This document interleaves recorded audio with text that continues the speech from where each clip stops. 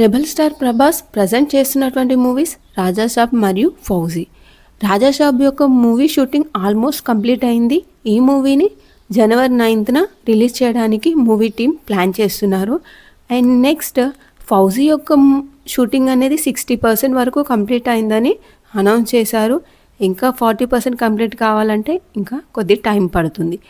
And ఇవి 2 movies complete అయిన తర్వాత నెక్స్ట్ ప్రభాస్ చేయబోయేటువంటి మూవీ స్పిరిట్.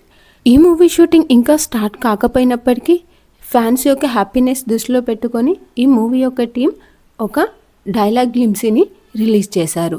ఈ డైలాగ్లో ప్రభాస్ డైలాగ్ లెంత్ ఎక్కువగా లేకపోయినప్పటికీ చివర్లో నాకు ఒక బ్యాడ్ హ్యాబిట్ ఉంది అని ఆ ఒక డైలాగ్తో ఆ డైలాగ్ మొత్తం అందం వచ్చేసింది.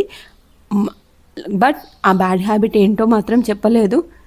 అది తెలవాలంటే ఇంకొద్ది రోజులు వెయిట్ చేయాల్సిందే. ఈ డైలాగ్ ప్రకారంగా చూసుకుంటే ఈ మూవీలో ప్రభాస్ ఒక నిజాయితీ గల ఐఏఎస్ ఆఫీసర్. నిజాయితీ గల ఐఏఎస్ ఆఫీసర్కి కోపం ఉండడం సహజం.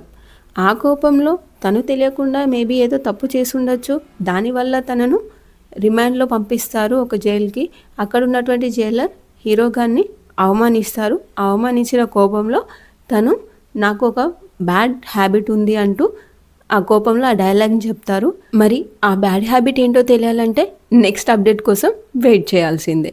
ఇలాంటి మరెన్నో అప్డేట్స్ కోసం ఈ వీడియోని లైక్ చేయండి. అలాగే నా ఛానల్ని సబ్స్క్రైబ్ చేసుకోవడం మాత్రం మర్చిపోకండి.